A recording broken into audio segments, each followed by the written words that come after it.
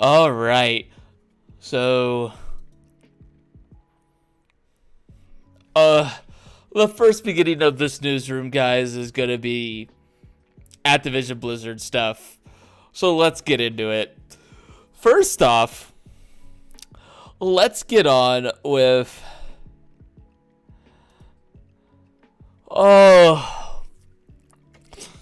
the amount of sponsors that have dropped from the Overwatch League. The newest one that I've heard of now is Kellogg's. Kellogg's has dropped.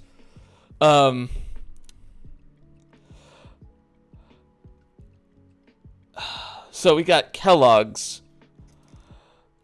We have Coca-Cola, State Farm, and T-Mobile.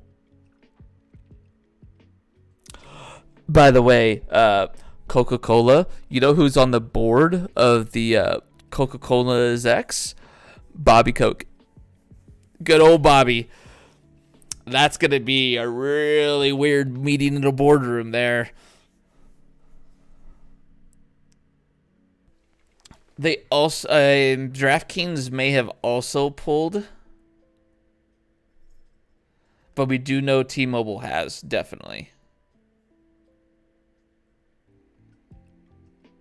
Let us recount what happened the day of the Blizzard investment call. Day of. That good old J. Allen Brack stepped down as president. And I forget his name, but the head of HR Global for Blizzard stepped down as well the day of the investor earnings call.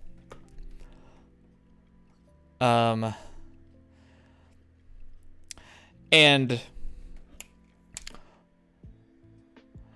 the pulling of the Overwatch League partners came either very close before or just after the second lawsuit against Activision Blizzard, which was done by investors.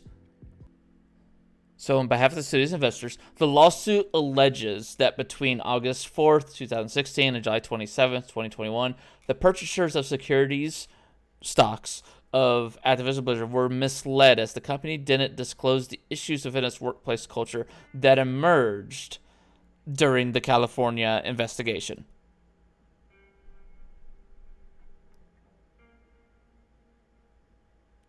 Especially that Activision made false or misleading statements and or failed to disclose a number of things, including that it discriminated against women and minority employees, that it fostered a pervasive frat boy, complaints for harassment, discrimination related made to HR and leadership went unaddressed. All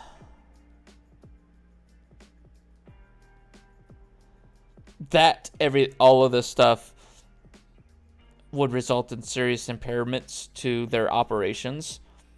And as a result of that, Activision Blizzard was at greater risk of regulatory and legal scrutiny and enforcement, including that which would have material adverse effect. Basically, their stocks going down. The company failed to inform investors about the lawsuit that had been ongoing for 2 years. So, the investors are also going after Activision Blizzard, like, hey, you didn't tell us this. This is stuff you're legally supposed to tell us, that what's going on, so that we can properly assess if we want to invest. So, and before we go on, we need to get away from the news for just a second, and we're going to have a 10 hat moment. You gotta give me a second. It's a 10 hat moment, guys. Here, I'm gonna just listen to what I bring forward here. All right, we got 10 hat moment going on right now. All right, this is where it gets zesty. All right. So, investor call day. Before that investor call day, what did Bobby Kotick's second message say? Let's. So I can't find his initial response. But he even said that his initial response was tone deaf, basically calling the lawsuit that California was putting about on him false entirely. So false entirely, and they said the line, and we will prove our innocence in court. So tinfoil hat. If you are so innocent, why does J. Allen Brack resign? Your head of HR resign? The same day as your investor call. How? This is like lizard people level conspiracy here.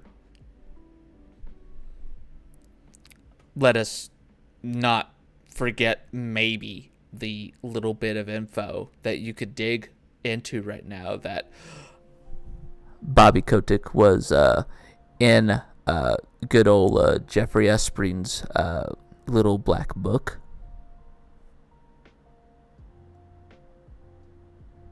Just let that sink in there. So we have that happen.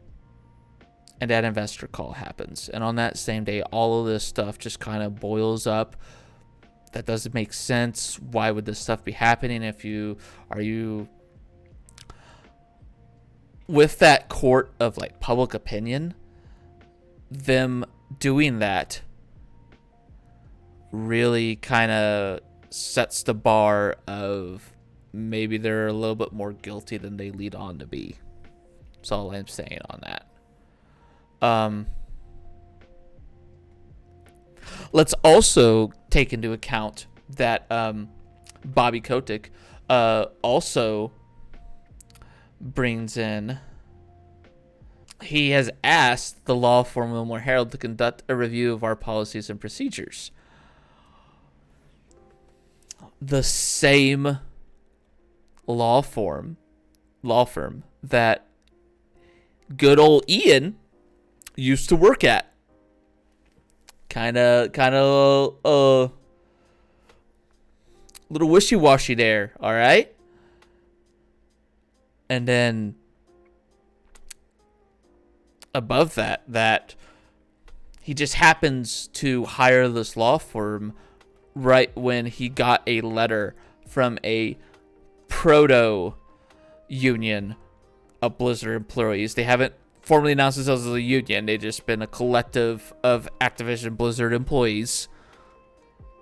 And that this law firm is known for protecting its clients against unions and destroying unions and companies.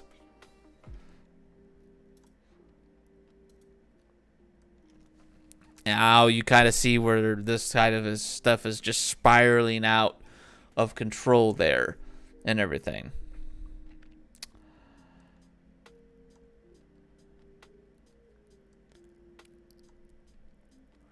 Now, let us not forget that before this, their stock was at 90, and so it dropped as low as 70.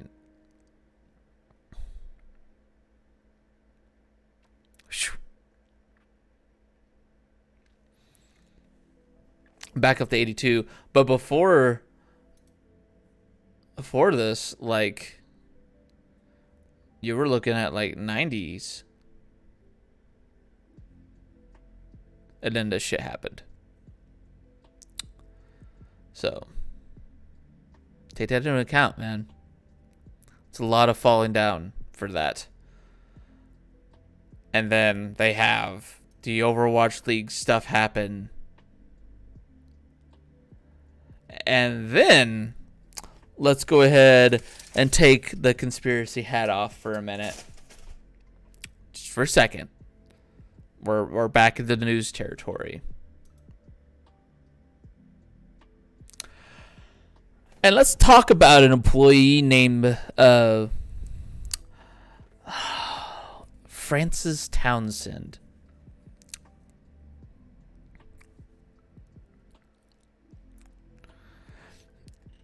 The executive sponsor of Activision Blizzard King Women's Network. Who, by the way, during all this, has now stepped down from that role because of her very much distorted view of quite a few messages she put out there. She included all the allegations, including factually incorrect, old, or out-of-context stories. By the way, she said all this with saying that with knowing she's only worked there for 4 months. Then, to be so tone deaf and so self-absorbed that you don't see the world around you with enough clarity to know that posting an article like this on your Twitter, on your personal Twitter account, and then concede to block Blizzard employees that are calling you out on it on Twitter. Oh man, that wouldn't send the wrong message at all. As coming forth with sexual harassment allegations would be a form of whistleblowing. And you said an article that says the problem with whistleblowing. She doesn't need to just step down from this position. She needs to step down from the company.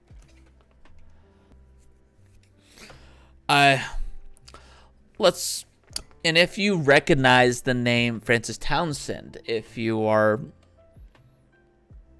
around the 30-year-old mark, you would recognize she worked in George W. Bush administration and made the very special comments on enhanced interrogation techniques. So this hasn't been the only stupid comments she's made.